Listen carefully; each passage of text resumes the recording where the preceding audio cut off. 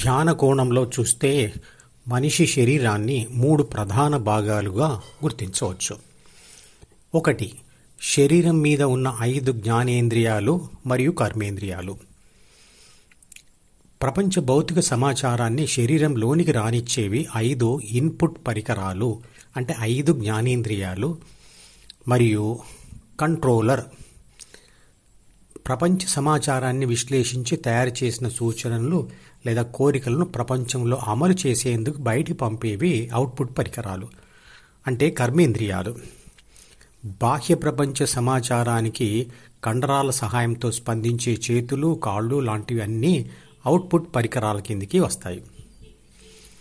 2. Input పరికరాల ద్వారా వచ్చే ప్రపంచ సమాచారంను మరియు పని చేసేందుకు పంపే సూచనలను దాచే రిజిస్టర్ లేదా నోట్బుక్ లేదా డైరీ, దీనిని ద్వితీయ మనస్సు అంటాము. ఇక 3. న్యూరాన్ కణాల్లో ఉన్న ఆత్మశక్తితో కూడిన ప్రాథమిక మనసు. దీనినే కంట్రోలర్ లేదా మేనేజర్ అనవచ్చు. ఇది జ్ఞానేంద్రియాల ద్వారా లోనికి వస్తున్న సమాచారాన్ని విశ్లేషించి కర్మేంద్రియాలకు పంపిస్తుంది. పరిశుద్ధమైన ఆత్మ తనంతట తానుగా ఏమీ చేయదు కదా, మరి ఈ విశ్లేషణ శక్తి లేదా బుద్ధి ఎక్కడి నుండి వచ్చింది? ఆత్మకు బుద్ధి లేదా విశ్లేషణ సామర్థ్యాన్ని ఇచ్చేది ఎవరు? అది పుట్టుకతో వచ్చే 3 బాధ్యతలు మరియు 6 గుణాలతో కూడిన జీన్స్ పుస్తకం లేదా ప్రాథమిక మనసు. దానిలోని సూచనలను చదవడం వల్ల ఆ విశ్లేషణ సామర్థ్యం వస్తుంది. శరీర రక్షణ, పోషణ మరియు పునరుత్పత్తి అనేవి 3 బాధ్యతలు. ఇక కామ, క్రోధ, మోహ, లోభ, మదమాత్సర్యాలు అనేవి 6 గుణాలు. ఆత్మశక్తి మరియు ప్రాథమిక మనసు రెండూ కూడా తల్లిదండ్రుల నుంచి సంతానానికి వచ్చేవి. ఆత్మశక్తి అందరిలో ఉంది. అందరూ నేను అనే పదం వాడేది దీనిని సూచించడానికే. క్లుప్తంగా చెప్పాలంటే సమాచారాన్ని లోనికి తెచ్చే పరికరాలు మరియు కంట్రోలర్ ఇచ్చిన సూచనలను ప్రపంచానికి పంపించే పరికరాలు, మరియు లోనికి వచ్చే సమాచారాన్ని బయటకు వెళ్లే సూచనలను భద్రపరిచే రిజిస్టర్, మరియు ఆత్మ మరియు ప్రాథమిక మనసు కలిసి ఉన్న కంట్రోలర్. ఈ 3 కలిసి ఉన్న వాడే మనిషి. పైన ఉన్న చిత్రపటాన్ని గమనించండి. ఇందులో ఏ అనే ఇంగ్లీష్ అక్షరం అంటే ఆత్మ, బి అంటే ప్రాథమిక మనసు, ఈ 2 కలిసి ఉన్నది కంట్రోలర్. ఇక సి అంటే ద్వితీయ మనసు, ఇది లోనికి వచ్చే సమాచారం మరియు బయటికి వెళ్లే సూచనల రిజిస్టర్ లేదా పుస్తకం లాంటిది.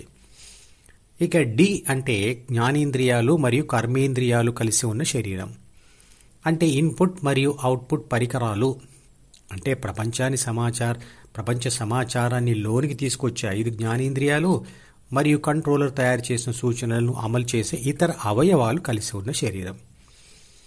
ఇక ఈ అంటే ప్రపంచం. ఎఫ్ అంటే ధ్యానంలో ఆత్మ శ్వాస ద్వారా ప్రయాణించి స్థిరపడే హృదయం. బాణం గుర్తుతో ఉన్న గీతలు లోనికి వచ్చే ప్రపంచ సమాచారం మరియు బయటికి వెళ్లే కంట్రోలర్ తయారు చేసిన సూచనలు. ఇవి 2 మాత్రమే వస్తుంటాయి, పోతుంటాయి.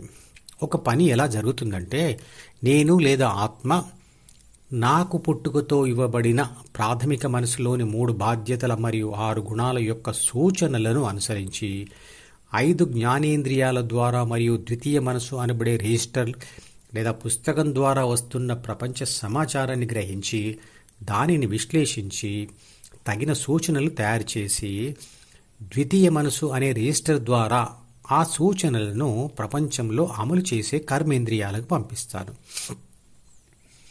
ఆ పనులు ప్రపంచంలో అమలు చేయడంతో ప్రకృతి ప్రభావం వల్ల ఓటమి లేదా గెలుపు అనే ఫలితాలు కలుగుతాయి. ఆ ఫలితాల సమాచారం మళ్లీ 5 జ్ఞానేంద్రియాల ద్వారా ద్వితీయ మనసు ద్వారా కంట్రోలర్కి వస్తుంది.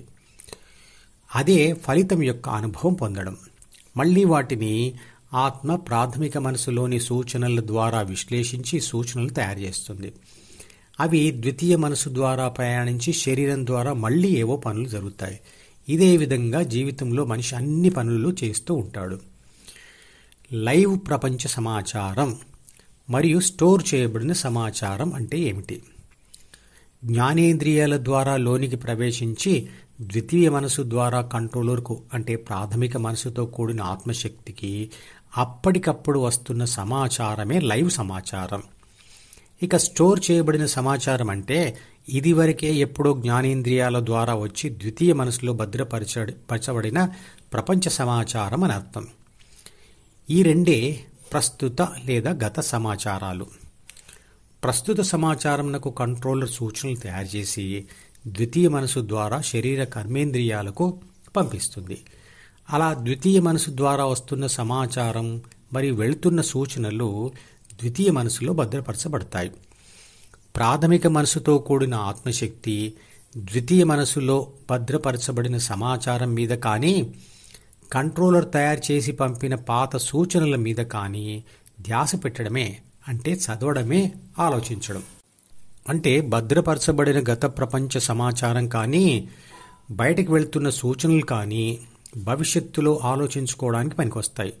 ఆ సూచనలను అమలు చేస్తేనే పని జరుగుతుంది. అలా భద్రపరచబడిన సమాచారం కానీ బయటికి వెళ్లే సూచనలు కానీ కొన్ని సంతోషకరమైనవి, కొన్ని విషాదాన్ని కలిగించేవిగా ఉండవచ్చు. కొన్నిసార్లు ప్రాపంచిక సమాచారంకు కంట్రోలర్ తయారు చేసి అమలు చేసిన సూచనల వల్ల ప్రకృతి సహకారం లేక ఓటమి కలిగి విషాదాలు కలుగుతాయి. ఆ విషాదాల ఫలితాలు కూడా సమాచార రూపంలో జ్ఞాపకాలలో దాచబడి భవిష్యత్తులో ఆలోచిస్తున్నప్పుడల్లా ఇబ్బందులకు గురిచేస్తాయి. అలా భద్రపరచబడిన ప్రపంచ అనుభవాల విషాద సమాచారమే ఆత్మను అధోగతిలో పడవేస్తాయి. మనస్సాక్షిగా చెబుతున్నాను, నేను ఈ తప్పు చేయలేదు అనే మాటలో మనస్సాక్షి అంటే ఏమిటి? మనిషి ఏ పని చేసినా ఆ పనికి సంబంధించిన లోపలికి వచ్చే సమాచారం మరియు కలిగిన కోరిక మరియు ఆ పని ఫలితము ద్వితీయ మనసు అనబడే రిజిస్టర్లో రాయబడుతుంది. యమలోకంలోని చిత్రగుప్తుడి చిట్టా అంటే ఇదే. బయట అబద్ధం చెప్పి గెలిచిన తర్వాత ఆ మనస్సాక్షి ఆ మనిషికి చేసిన తప్పును చూపిస్తూ అశాంతికి గురిచేస్తుంది. అప్పుడే ధ్యానం చేయాలనే కోరిక కలగవచ్చు. ధ్యానం చేయడం వల్ల విషాదాలకు తట్టుకునే శక్తి మరియు ప్రాపంచిక సమర్థత కలిగి విజయాలు చేకూరుతాయి. కాబట్టి కొందరు విషాదాలు లేకున్నా ప్రాపంచిక విజయాలు కలగాలని కోరికతో కూడా ధ్యానం చేస్తారు. మరికొంతమంది ధ్యాన ఫలితం ఏంటో తెలుసుకోవాలనే పరిశోధనాత్మక ఆసక్తితో కూడా చేస్తారు. వైరాగ్యం మరియు అభ్యాసముల ద్వారా ధ్యాన ఫలితం పొందవచ్చు అంటాడు కృష్ణుడు భగవద్గీతలో. వైరాగ్యం అంటే లైవ్ ప్రాపంచిక సమాచారాన్ని ఆలోచనలతో తిరస్కరించడం. అభ్యాసం అంటే ఒంటరిగా ఉంటూ కళ్ళు మూసుకొని ప్రాథమిక మనసుతో కూడిన ఆత్మ యొక్క ధ్యాసను ద్వితీయ మనసులో భద్రపరచబడిన ప్రాపంచిక సమాచారం నుండి మరియు భద్రపరచబడిన సూచనల నుండి మళ్లించి హృదయంపై కేంద్రీకరించడమే. అలా చేయలేక ఓడిపోయిన ప్రతిసారి మళ్లీ ధ్యాసను లాక్కొచ్చి హృదయం మీద స్థిరంగా ఉంచే ప్రయత్నం చేయడమే అభ్యాసం.